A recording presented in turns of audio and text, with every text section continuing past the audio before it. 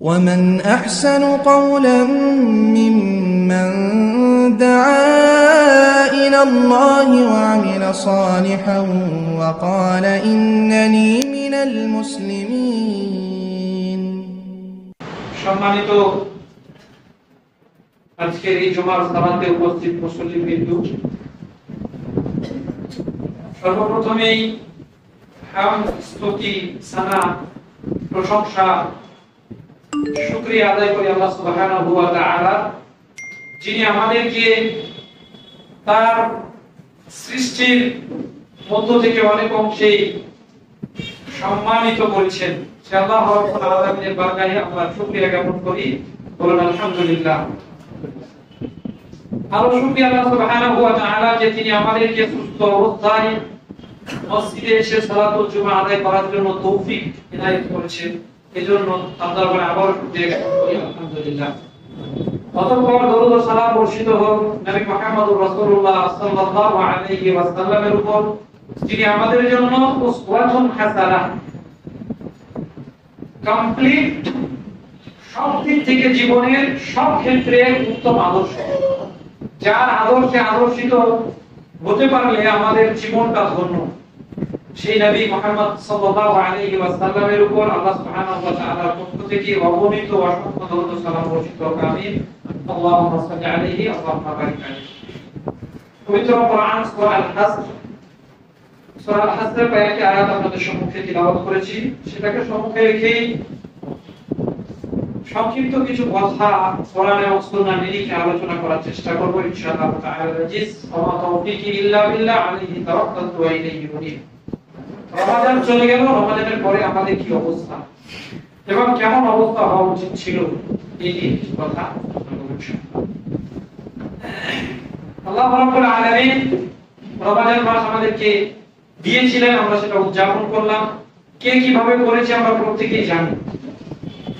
কেমন ভাবে কিভাবে রমাদান উদযাপন করা উচিত ছিল সেটা আল্লাহ এবং রাসূল সাল্লাল্লাহু আলাইহি ওয়াসাল্লাম বলে দিয়েছেন, আর আমরা কিভাবে করেছি তা আমরা প্রত্যেকেই জানি।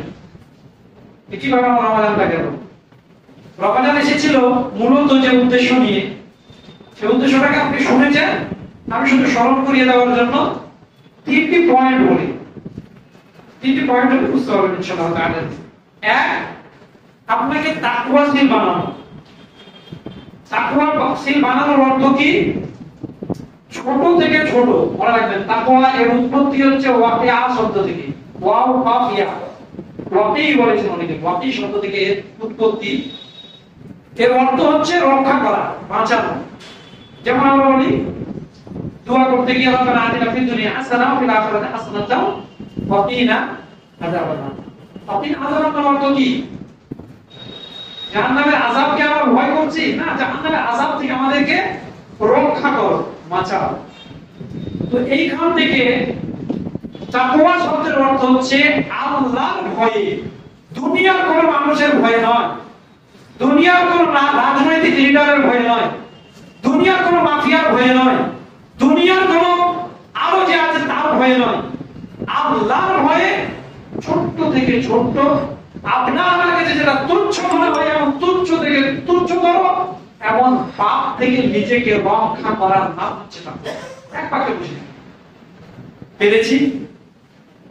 জানি, আমরা জানি না তাহলে প্রত্যেকটা মানুষ আমরা কোরআন এবং সুন্নাহ শুনে, মোবাইলে হোক, ডিরেক্ট হোক, জুমার খুতবায় হোক, শুনে আমরা অন্তত পাপের অনেকগুলো পাপের কথা আমরা জানি, তারপরেও করে ফেলেছি হয়তো পাপ। কিন্তু তাকওয়ার অর্থ হচ্ছে আল্লাহর ভয়ে ছোট থেকে ছোট, তুচ্ছ থেকে তুচ্ছতর পাপ থেকে নিজেকে রক্ষা করা। এই উদ্দেশ্য নিয়ে রমাদান এসেছিল, আমরা পেরেছি? যদি না পারি তাহলে আমরা ফেলবে, সাকসেস হতে পারছি না। নাম্বার দুই, রমাদান যে উদ্দেশ্য নিয়ে আমাদের দুয়ারে উপস্থিত হয়েছিল, দ্বিতীয় নম্বর যে উদ্দেশ্য নিয়ে, সেটা হচ্ছে কোরআনুল কারীম। এই কোরআন অনুযায়ী মানুষ তার জীবনকে পরিচালনা করবে, এই কথাটিকে স্মরণ করিয়ে দেওয়ার জন্য। কারণ রমাদান মাসে আল্লাহ তাআলা কোরআনকে অবতীর্ণ করেছেন। শাহরু রমাদান আল্লাযী উনজিলা ফীহিল কোরআন হুদাল লিন-নাস। কিসের জন্য? হুদাল লিন-নাস, মানুষের পথনের দিশারি হিসেবে, গাইডলাইন হিসেবে। আজকে আপনার পথ চলার জন্য নানান ধরনের, নানান কৃষ্টি কালচার, নানান চরিত্র, নানান দিক আপনি ফলো করেন, কোরআন ফলো করতে পারেন। আপনি আমি করে আমরা বান্দা হচ্ছে অনেকেই করার চেষ্টা করেন, কিন্তু আমরা পারছি না কেন? যদি এই উদ্দেশ্য হাসিল না হয়, রমাদান যে উদ্দেশ্য নিয়ে এসেছে সেই উদ্দেশ্য হাসিল হচ্ছে না। নাম্বার 3, রমাদান এসেছিল আপনার আমালে, আপনার বা আমার এই চলমান জীবনে জানা অজানা যে ত্রুটিগুলো, পাপগুলো ঘটে গেছে আমার জানা বা অজানা অবস্থায়, রমাদান এসেছিল সেটাকে ধূলিসাৎ করে দেওয়ার জন্য, মিটিয়ে দেওয়ার জন্য, একেবারে সম্পূর্ণরূপে আমাকে পরিশুদ্ধ করার জন্য। আপনি আমি কি পেরেছি? আশ্চর্য একটা জায়গাতে হয়ে যেতাম, সেটা হচ্ছে মানুষ এসব সালাত আদায় করার পরে তারাবিটা আদায় করতে এত কষ্ট। আমি বলছি না, কেউই বলবেন না, আমি কেউই বলবেন না যে তারাবি সালাত আদায় না করলে আপনার গুনাহ হবে, কেউ বলবেন? এই বলার সাহস কেউ পাবেন না, কারণ এটা নফল। কিন্তু এই উদ্দেশ্যটাকে মনে রাখতে হবে যে তারাবির নামাজ পড়লে আমার গুনাহ হবে না, ওটা পরের বিষয়। কিন্তু আল্লাহ রাসূল সাল্লাল্লাহু আলাইহি ওয়াসাল্লামের মারফতে আল্লাহ তাআলা জানিয়ে দিয়েছিলেন মানব জাতির কাছে, মান কামা রমাদান ঈমানান ওয়া ইহতিসাবান গুফিরা লাহু মা তাকাদ্দামা মিন যামবি। ঈমানের সঙ্গে নেকির আশায় যদি কেউ সেটা আদায় করে সালাতুত তারাবি, তাহলে গুফিরা লাহু মা তাকাদ্দামা মিন যামবি, আল্লাহ তাআলা তার জীবনের গুনাহকে ক্ষমা করবেন। তাহলে গুনাহ ক্ষমা করার যে একটা মাস, তার একটা অন্যতম মাধ্যম হচ্ছে সালাতুত তারাবি। আপনি এমন করে আমার কাছে পুরো আমল রেখে দিচ্ছেন, মনের চাহিদাকে প্রাধান্য দিয়ে দিচ্ছেন যে আমার আর ক্ষমা দরকার নেই। আল্লাহ তুমি ক্ষমার ব্যবস্থা করে দিলে, আমি সুস্থ আছি কিন্তু আমার ক্ষমা দরকার নেই, প্রচুর ক্ষমা পেয়ে গেছি। অথচ আমরা গুনাহগার। কি করে আপনি পারলেন রমাদানকে এইভাবে উদযাপন করে, এইভাবে মানে হেলায় ফেলায় নিজের মনের প্রবৃত্তির অনুসরণে রমাদানকে কাটিয়ে দিতে? অথচ প্রবৃত্তির অনুসরণের মধ্যে কোশ্চিন কালাম করলেন নেই। وَأَمَّا مَنْ طَغَى وَآثَرَ الْحَيَاةَ الدُّنْيَا فَإِنَّ الْجَحِيمَ هِيَ الْمَأْوَى। যে নিজের মন যেটা চাইছে, ইচ্ছা শক্তিকে প্রাধান্য দেবে এবং দুনিয়ার জীবনকে যে প্রায়োরিটি দেবে, আল্লাহ সুবহানাহু ওয়া তাআলা বলেন ফাইনাল জাহিমা হিয়াল মাওয়া। তার বাসস্থান কোথায়? জান্নাতে। সবাই জান্নাত চায়, কেউ জান্নাতে যেতে চায় না, কিন্তু জান্নাতে যাওয়ার রাস্তা আল্লাহ তাআলা যে বলে দিয়েছেন সেটাকে ফলো করুন। সম্মানিত উপস্থিতি, মনে রাখা ভালো হবে যে আল্লাহ তাআলা বলছেন যে যারা নিজের মন, নিজের নফস, নিজের প্রবৃত্তি যেটা বলছে সেই কাজটাকেই অনুসরণ করে চলছে এবং দুনিয়া এই জীবনকে প্রায়োরিটি দিয়েছে, ফাইনাল জাহিমা হিয়াল মাওয়া। তারপরে পরে আল্লাহ তাআলা আবার স্মরণ করিয়ে দিচ্ছেন আপনাকে আমাকে যে জাহান্নাম যদি হলো তাহলে তার বিপরীতে জান্নাত কাদের জন্য?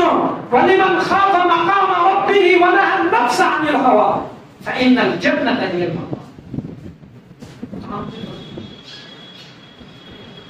যে ব্যক্তি ভয় করলো এটাকে যে আল্লাহর সামনে আমাকে দাঁড়াতে হবে, আল্লাহকে ভয় করলো এবং নিজের প্রবৃত্তির অনুসরণ থেকে নিজেকে বিরত রাখলো, যে না আমার মন বলছে তাই আমি গান বাজনা শুনবো। এই অনেক মানুষকে আমরা দেখলাম অনেক জায়গাতে, যেমনই রমজান শেষ, ঈদের দিন আল্লাহ ক্ষমা করে, ঈদের দিনকে কেন্দ্র করে নানান ধরনের অনুষ্ঠানের নামে এই গান বাজনা, বাদ্যযন্ত্র, বেহায়াপনা, নির্লজ্জতা ছেয়ে পড়েছে মুসলিম উম্মাহর নিকটে। এটা মুসলিমদের জন্য করলাম কি? রমজান উদযাপন করলাম, পার্টিসিপেট করেছি আপনি আমি, অর্থ দিয়ে নিজের ছেলে মেয়েকে পার্টিসিপেট করিয়ে কোন কোশ্চিন কালেও কোন রকম নোংরা মধ্যে মুসলিম সাপোর্ট করতে পারেন। আল্লাহ তাআলা সেটাকে স্মরণ করে দিয়েছেন সূরা মাইদার মধ্যে। আল্লাহ তাআলা কি বলছেন সেখানে? আল্লাহ তাআলা স্মরণ করিয়ে দিচ্ছেন যে খবরদার নয়, ওয়ালা তাআওয়ানু ওয়া তাআওয়ানু আলাল বিররি ওয়াত তাকওয়া। তোমরা নেকি এবং তাকওয়ার কাজে, আল্লাহ ভীতির কাজে, আল্লাহর ভয় আসে, আল্লাহকে ভয় করে সম্পদে চলতে পারে এমন কাজে একে অপরকে সাহায্য সহযোগিতা করো। আর ওয়ালা তাআওয়ানু আলাল ইসমি ওয়াল উদওয়ান। সীমা লঙ্ঘনের কাজে, অর্থাৎ আল্লাহ যে সীমা রেখা দিয়েছেন পবিত্র কোরআন এবং সুন্নাহ বেঁধে দিয়েছে, সেটাকে অতিক্রম করার কাজে, সেটাকে পিছনে ফেলে নিজের মনের দিকে এগিয়ে যাওয়ার ক্ষেত্রে এবং গুনাহের কাজে তোমরা কেউ কাউকে সাপোর্ট করো না। এটা আল্লাহ তাআলার বাড়া। আমরা পারছি কই? এইরকম মুসলমান হওয়ার পরে আমরা দাবি করি তাহলে আমাদের দাবিতে আমরা মিথ্যুক নই। আল্লাহ তাআলা বলছেন ওয়ালতাকুম মিনকুম উম্মাতুন ইয়াদউনা ইলাল খায়র, তোমরা সেই উম্মাহ ইয়াদউনা ইলাল খায়র যারা মানুষকে ভালোর দিকে আহ্বান করবে, ডাকবে। কিন্তু আমরা সব কিছুতে গা ভাসিয়ে দিয়েছি। সম্মানিত উপস্থিতি, আল্লাহ তাআলা সেদিকে লক্ষ্য রেখে আমাদেরকে স্মরণ করাচ্ছেন আবার ইয়া আইয়ুহাল্লাযীনা আমানু তাকুল্লাহা ওয়াল তানজুর নাফসুম মা কদ্দামাত লিগাদ ওয়াত্তাকুল্লাহ ইন্নাল্লাহা খাবীরুম বিমা তা'মালুন।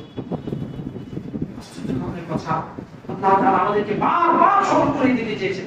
কোরআন এবং সুন্নাহর সঙ্গে আপনার সম্পর্ক থাকলে আপনি দেখবেন, আপনি বুঝতে পারবেন, আপনি যদি সত্যি সত্যি নিজেকে আল্লাহ সুবহানাহু ওয়া তাআলার কাছে, কোরআন এবং সুন্নাহর কাছে সারেন্ডার করে দিতে পারে, আত্মসমর্পণ করতে পারে, তাহলে আপনি দেখবেন, আপনি বুঝতে পারবেন যে আল্লাহ তাআলা আপনাকে রক্ষা করতে যাচ্ছেন যাবতীয় অশ্লীলতা, নির্লজ্জতা, বেহায়াপনা, পাপ, গুনাহ, যাবতীয় কাজ থেকে। কারণ আপনাকে আল্লাহ রাব্বুল আলামিন ক্ষমা করে জান্নাত দিতে চাচ্ছেন। আপনি বুঝতে পারবেন, দেখবেন অন্যায় কাজটা আপনার আর ভালো লাগবে। কিন্তু আমরা অন্যায়ের সঙ্গে জড়িয়ে থাকছি, ভালোর সঙ্গে জড়িয়ে থাকছি। উভয়ের ফল কি হবে? বাচ্চা রেজাল্ট হয়তো জিরো হতে পারে। আল্লাহ তাআলা ভালো জানেন, যদিও আমরা জানি না। সম্মানিত উপস্থিতি, আল্লাহ তাআলা বলছেন, হে বিশ্বাসীগণ যারা আমার প্রতি বিশ্বাস স্থাপন করেছো, ইয়া আইয়ুহাল্লাযীনা আমানু তাকুল্লাহ, তোমরা আল্লাহ সুবহানাহু ওয়া তাআলাকে যথাসাধ্য ভয় করো।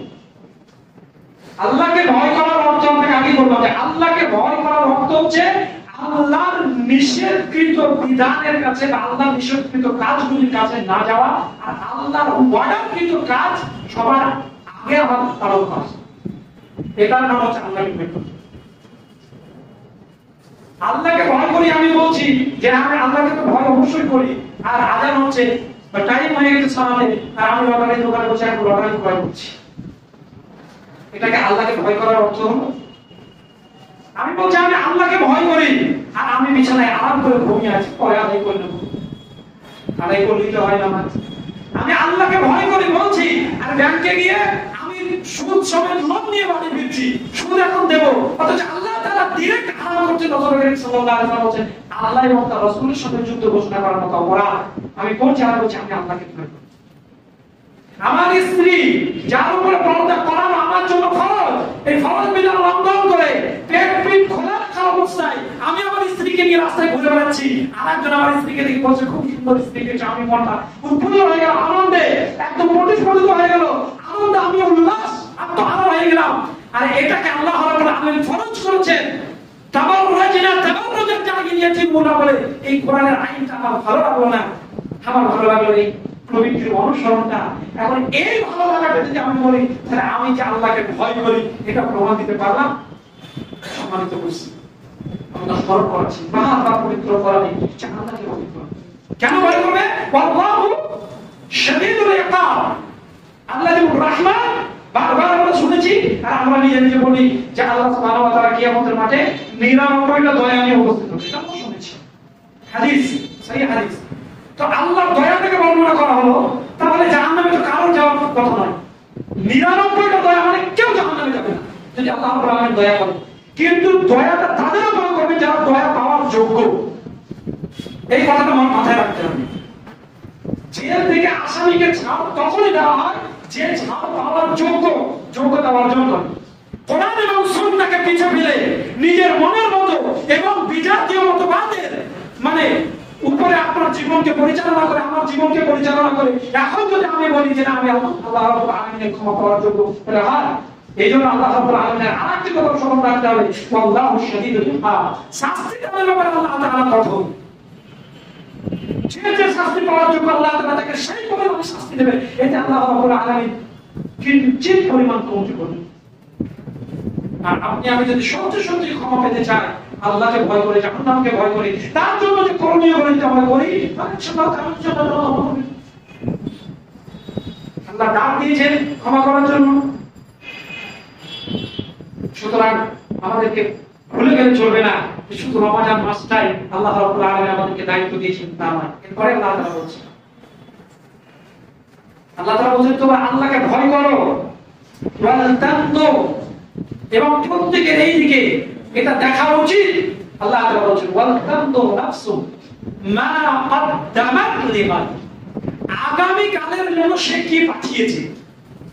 আগামী কাল বলতে গেলে কিয়ামত, কিয়ামত দিবসের জন্য সে কি পাঠিয়েছে, কি সঞ্চয় করেছে, এটা প্রত্যেক ব্যক্তির নিজের ব্যক্তিকেন্দ্রিক এটা পর্যালোচনা করা, আত্মসমালোচনা করা উচিত। দেখা উচিত যে আমি কি বাড়াতে পেরেছি। আমি যে সিয়ামটা পালন করলাম নিখুঁতভাবে আল্লাহ রাব্বুল আলামিনের বাড়াতে পেরেছি তো? আমি যে কোরআন মাজিদটা তিলাওয়াত করলাম নিখুঁতভাবে সেটা আল্লাহর কাছে পৌঁছাতে পেরেছি তো? আমি যে সালাত আদায় করছি নিখুঁতভাবে আল্লাহ সুবহানাহু ওয়া তাআলার জন্যই হচ্ছে তো, তাকে পড়াতে পারছি তো? এটা প্রত্যেকের নিজস্ব দেখা উচিত। এটা আল্লাহ তাআলা বলছেন। কেন এত উদাসীনতার পরিচয় দিয়ে দিন রাত আমি অতিবাহিত করে চলেছি? আল্লাহ তাআলা বলেন ওয়াল তানদুর নাফসুম মা কদ্দামাত লিগাদ ওয়াত্তাকুল্লাহ। আবার বলছেন আল্লাহ তাআলা এই ব্যাপারে তোমরা আল্লাহকে ভয় করো। কেন? আমি এত দিয়ে দিয়েছি, আমি এত টাকা দান করেছি, আমি এত নামাজ পড়েছি, এই করেছি ওই করেছি, মানুষের সামনে বলে বেড়ানো এটাও নয়, যাতে করে আপনার নিজের মধ্যে এইরকম না আসে যে আমি এত কিছু করেছি, অহংকার এত কিছু করে আমার কেন হবে এটা। এই জন্য আল্লাহ বলছেন এই ব্যাপারে আল্লাহকে ভয় করো। ইন্নাল্লাহা খাবীরুম বিমা তা'মালুন, তোমরা যা করছো আল্লাহ তাআলা জানেন। কতটুকু জানেন? আল্লাহ দেখছেন আপনি আমি কি করছি, এটার জন্য আল্লাহ জানেন শুধু না, আল্লাহু আলিমুম বিযাতিস সুদূর। কোন বন্ধ পরিকল্পনা মানুষের জন্য করাটা অপরাধ। আল্লাহ তাআলা বলেন তোমাদের অন্তরে কি চিন্তা হচ্ছে এটা আল্লাহ তাআলা জানেন। শুধু মানুষের চোখ লজ্জায় রমজান মাসে সিয়াম মানে সালাত আদায় করতে চলে আসলে মানুষ কি বলবে না করবে। অনেক জায়গাতে রমজান মাসে অনেক মানুষ চাপে পড়ে সালাত আদায় করে যাবে, যদি আমার ফিতরা না নেয়, নানা ধরনের কারণ পরিচিত থাকে। এই কারণ পরিচিতগুলো মানে বিষয়গুলো আল্লাহ সুবহানাহু ওয়া তাআলাকে ভয় করা, আল্লাহকে ভয় করে আল্লাহর সন্তুষ্টির জন্য আমাদেরকে আমাদের আমলগুলো করে দিতে, পাপ থেকে নিজেকে রক্ষা করতে। আল্লাহ তাআলা বারবার বলছে আপনার আমার হৃদয়ের চিন্তা শক্তিতে কি মানে হৃদয়ের মধ্যে কি অনুভূতি হচ্ছে, এই অনুভূতি শক্তিটুকু যেটা প্রকাশ আপনি না করলে পৃথিবীর কারো জানার ক্ষমতা নেই, আল্লাহ তাআলা জানেন। আল্লাহু আলিমুম বিযাতিস সুদূর। সম্মানিত মুসলিম, আপনি দিন রাত বিছানায় শুয়ে শুয়ে যে ভাবনা চিন্তা করেন যা হবে হবে, ও মৌলভী সাহেবরা বলছে ও তো মানতে গেলে হবে, তো এটা আল্লাহ তাআলা জানেন যে আল্লাহর কথাকে আপনি কিভাবে নস্যাৎ করে দিচ্ছেন। এটা মৌলভী সাহেবের কথা নয়, এটা কোরআন এবং সুন্নাহ আল্লাহর কথা, তার রাসূলের কথা। তারপর আল্লাহ তাআলা কি বলছেন? ইন্নাল্লাহা খাবীরুম বিমা তা'মালুন ওয়া লা তাকুনু কাল্লাযীনা নাসুল্লাহ ফাআনসাহুম আনফুসাহুম উলাইকা হুমুল ফাসিকুন। আল্লাহ তাআলা বলেন তোমরা তাদের মতো হয়ে যেও না। হে রমজানের মুসাল্লি, রমজান মাসের যারা মুসাল্লি এই জুমার খুতবায় উপস্থিত আছে, আপনারা তাদের মতো হয়ে যেন না যারা আল্লাহকে ভুলে গেছিল। রমজান মাসে যখন ইবাদত করলেন, রমজান মাসে আল্লাহকে স্মরণ করলেন, আপনার এই রমজান মাসের আগমনে পাঁচ ওয়াক্তের মুসাল্লিরা জামাতের পিছনে পড়ে যেত। এত অগ্রগামী ছিলেন আপনি, আলহামদুলিল্লাহ। কেন ঈদের পর দিন থেকে, ঈদের দিন ফজর থেকে আপনি এত আল্লাহ সুবহানাহু ওয়া তাআলাকে একদম ভুলে গেলেন, উদাসীন হয়ে গেলেন? ওয়ালা তাকুনু, আল্লাহ বলেন তোমরা হয়ে যাও না তাদের মতো। ওয়ালা তাকুনু কাল্লাযীনা নাসুল্লাহ, তাদের মতো যারা আল্লাহকে ভুলেছে।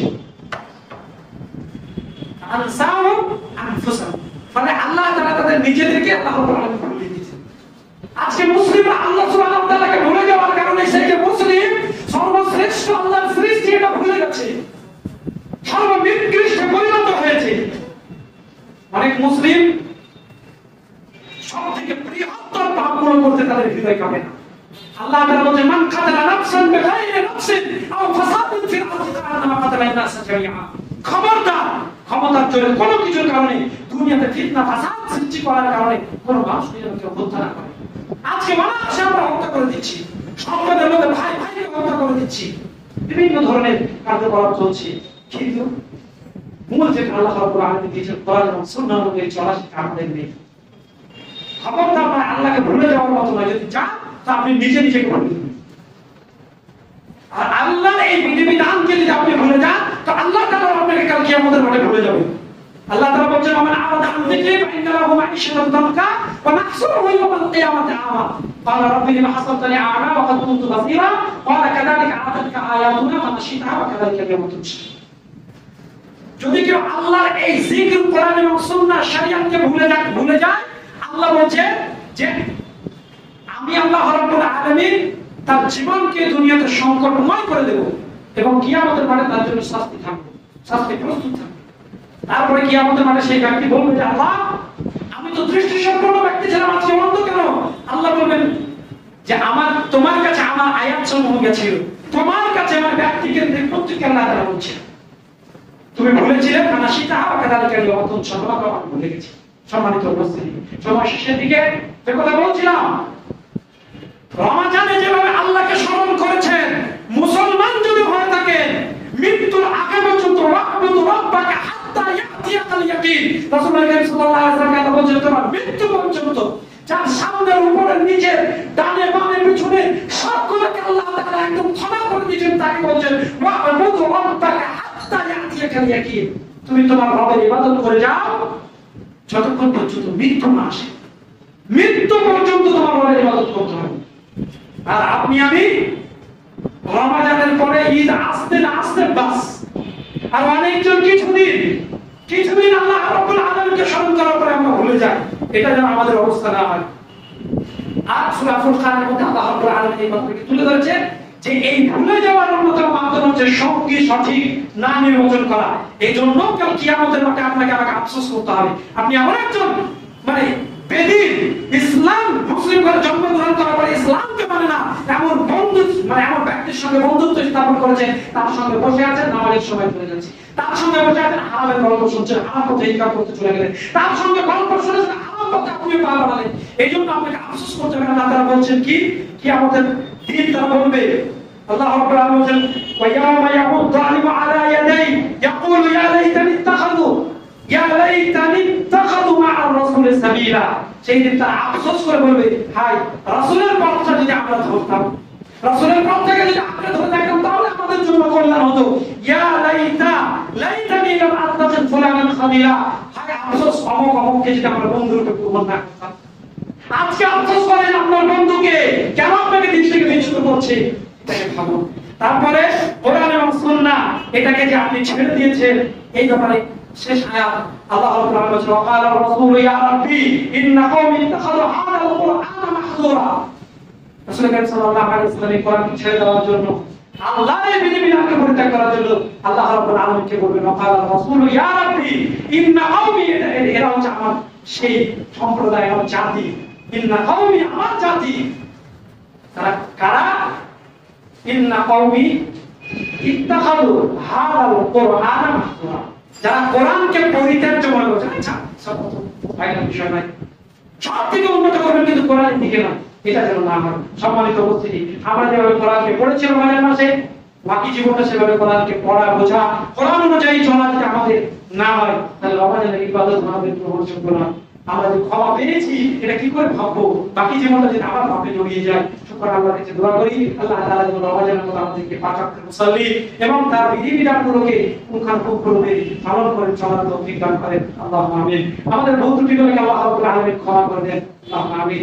আমাদের অসুস্থতাকে আল্লাহ রাব্বুল আলামিন দূর করে দেন। আল্লাহুম্মা আমিন। আল্লাহ তাআলা যেন তার বিধিবিধানের কাছে আত্মসমর্পণ করে কোরআন এবং সুন্নাহ অনুযায়ী জীবন পরিচালনা করার আমাদের প্রত্যেককে তৌফিক দান করেন। اللهم امين. اللهم صل على محمد وعلى ال محمد كما صليت على ابراهيم وعلى ال ابراهيم انك حميد مجيد. اللهم بارك على محمد وعلى ال محمد كما باركت على ابراهيم وعلى ال ابراهيم انك حميد مجيد. رحمكم الله. ان الله يامر بالعدل والاحسان وايتاء ذي القربى وينهى عن الفحشاء والمنكر والبغي يعظكم لعلكم تذكرون. فاذكروا الله يذكركم وادعوه يستجب لكم ولذكر الله تعالى اكبر.